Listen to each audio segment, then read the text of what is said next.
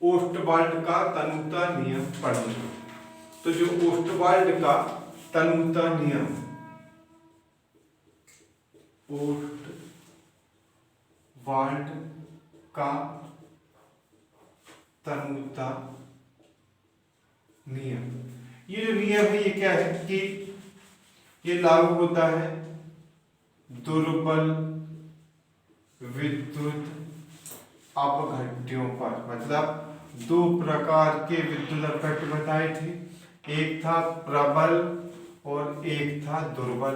तो ये प्रबल पर लागू नहीं होता है, ये लागू होता है दुर्बल विद्युत अपघट्य पर। क्या ये नियम? दुर्बल विद्युत अपघट्य के आयनन या वियोजन की मात्रा, दुर्बल विद्युत अपघट्य के आयनन या वियोजन की मात्रा उसकी सांद्रता के वर्गमूल के व्युत्क्रमानुपाती होती है।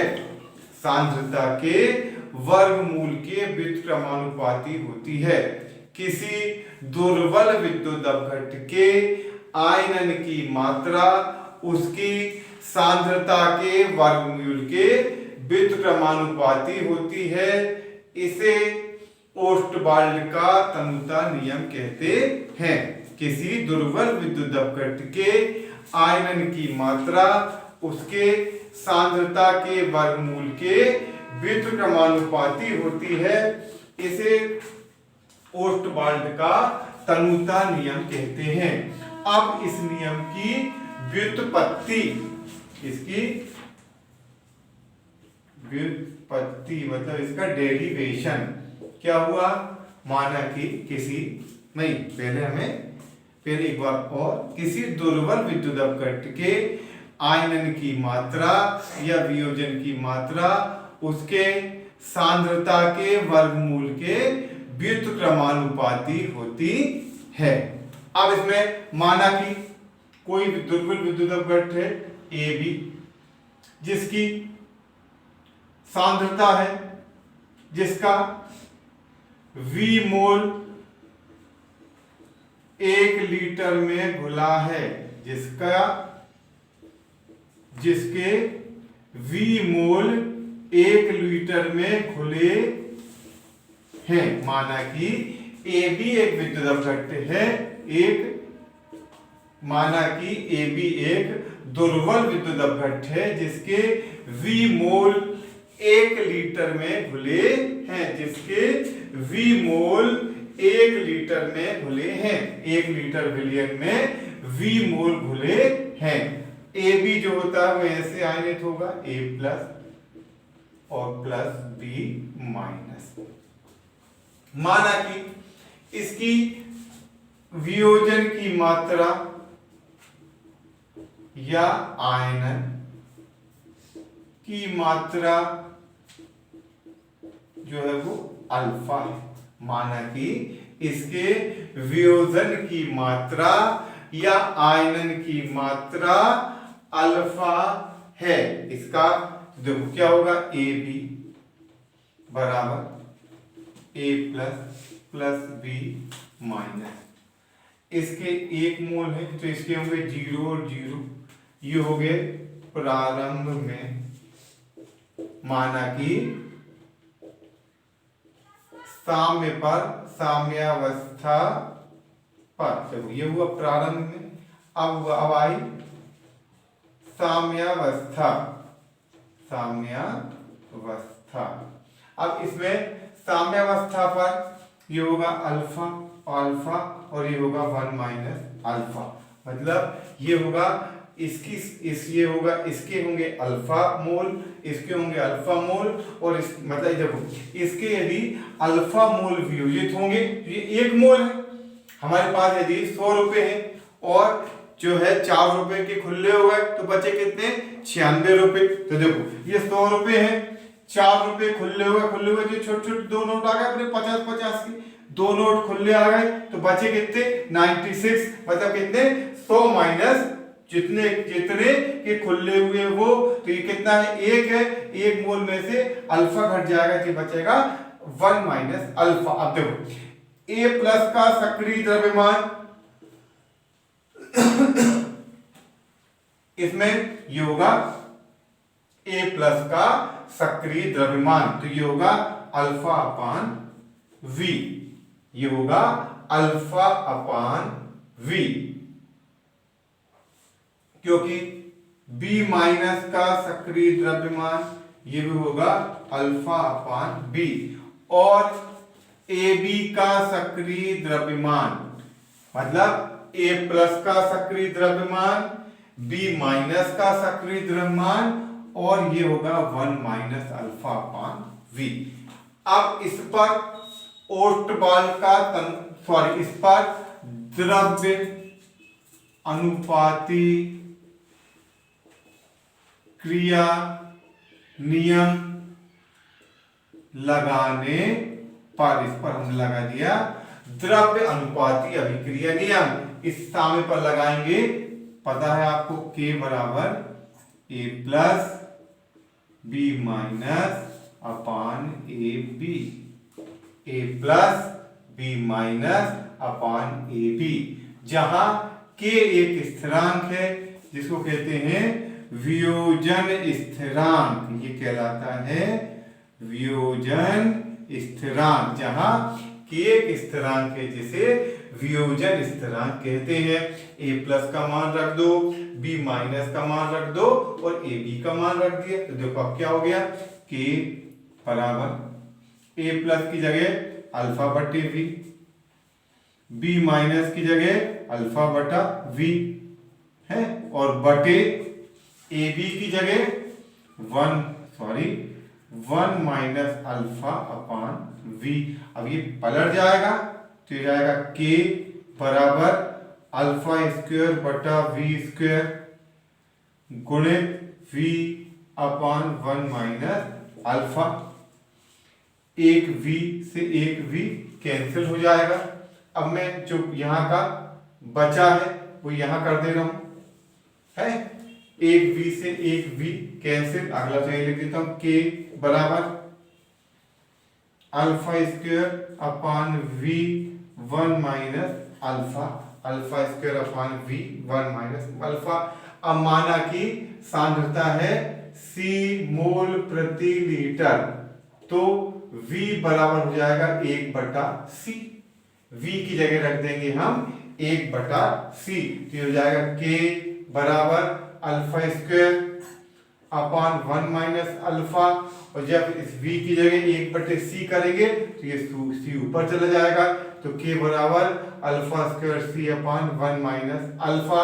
जब अल्फा बहुत बहुत छोटा होगा 1 से, तो 1 माइनस अल्फा की जगह 1 कर देंगे, तो K बराबर हो जाएगा अल्फा स्क्वायर इंटू C, या अब आ गया हमारा तनुतल नियम कि अल्फा स्क्वायर बराबर K बटा C, अल्फा बराबर अंडर रूट K अपान C, या अल्फा समानुपाती 1 अपान अंडर रूट C। ये हुआ दुर्बल विद्युत अपघट्य के आयनन की मात्रा उसके सांद्रता के वर्गमूल के व्युत्क्रमानुपाती होती है। किसी दुर्बल विद्युत अपघट्य के आयनन की मात्रा उसके सांद्रता के वर्गमूल के व्युत्क्रमानुपाती होती है। एक बार और माना कि एक भी एक विद्युत अपघट्य है जिसके V मोल 1 लीटर में घुले हुए हैं, जिसके V मोल 1 लीटर में घुले हैं। ये A भी विद्युत अपघट्य को हमने तोड़ दिया, ये आयनित होगा A प्लस और प्लस B माइनस है। अब माना कि इसकी वियोजन की मात्रा, माना कि साम्यावस्था पर इसकी वियोजन की मात्रा है अल्फा, तो AB बराबर A प्लस B माइनस, ये प्रारंभ में इसके 1 मोल रहेंगे, इसका कुछ भी नहीं होगा। क्यों? क्योंकि वियोजन अभी चालू नहीं हुआ। जब वियोजन चालू नहीं होगा तो ये 0 0 होगा, जब वियोजन चालू हुआ तो इसका अल्फा मोल वियोजित हुए, अल्फा जब वियोजित हुए तो बचे 1 माइनस अल्फा। अब A का सक्रिय द्रव्यमान मतलब ये होगा अल्फा बटे V, B माइनस का सक्रिय द्रव्यमान अल्फा बटे यानी इसके अपान V, और AB का सक्रिय द्रव्यमान बराबर 1 माइनस अल्फा अपान V। अब इस समीकरण पर द्रव्य अनुपाती क्रिया नियम लागू करने पर लगाना है द्रव्य अनुपाती अभिक्रिया नियम। बेटा क्या होगा a plus B minus upon A B. A plus की जगह अल्फा बटे बी, बी माइनस की जगह अल्फा बटे बी, ए बी की जगह 1 माइनस अल्फा बटा बी।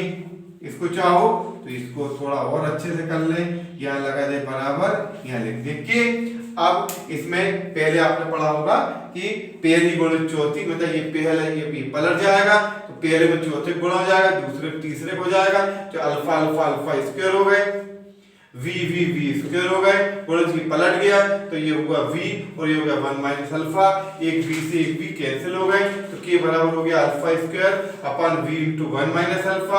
अब इसमें यदि सांद्रता सी मोल प्रति लीटर हो तो, यदि सांद्रता सी मोल प्रति लीटर हो तो क्या होगा अल्फा बराबर होगा 1/c। समीकरण में मान रखने पर तो k बराबर alpha square upon 1 minus alpha, 1/v की जगह रखा जाएगा c, तो k बराबर alpha square c upon 1 minus alpha. Alpha का मान 1 की तुलना में बहुत कम होता है, इसलिए इसको इस 1 माइनस अल्फा की जगह 1 लिख दिया तो k बराबर हो गया alpha square c, alpha square बराबर k अपॉन c, अल्फा बराबर under root k upon c, ये अल्फा समानुपाती 1/√c। अर्थात किसी दुर्बल विद्युत अपघट्ट के की आयनन की मात्रा या वियोजन की मात्रा उसकी सांद्रता के वर्गमूल के व्युत्क्रमानुपाती होती है। इसे ओस्टवाल्ड का तनुता नियम कहते हैं। इसे ओस्टवाल्ड का तनुता नियम कहते हैं। किसी दुर्बल विद्युत अपघट्ट के आयनन की मात्रा उसके किसी दुर्बल विद्युत अपघट्ट के आयनन की मात्रा उसकी सांद्रता के वर्गमूल के व्युत्क्रमानुपाती होती है। इसे ओस्टवाल्ड का तनुता नियम कहते हैं। अब इसमें देखो ये हो गया तुम्हारा ओस्टवाल्ड का तनुता नियम। अब इसमें आधार पर कुछ न्यूमेरिकल है।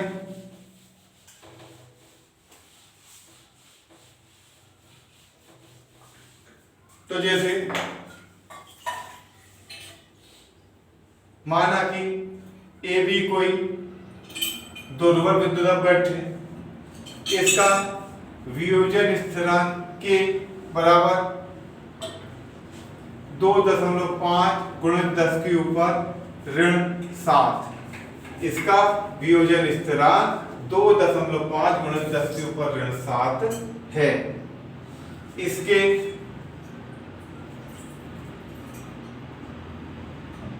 0.02 m विलियन की वियोजन की मात्रा ज्ञात कीजिए। तो देखो अब हमारे पास सूत्र है k बराबर अल्फा स्क्वायर इंटू सी। k है वियोजन स्थिरांक और अल्फा है वियोजन की मात्रा और c है सांद्रता। इन सवालों में या तो k दिया रहेगा और c पूछेंगे या c दिया रहेगा k पूछेंगे। अब इसमें क्या है, इसमें k दिया है और सॉरी k दिया है तो अल्फा पूछेंगे, अल्फा दिया है तो k।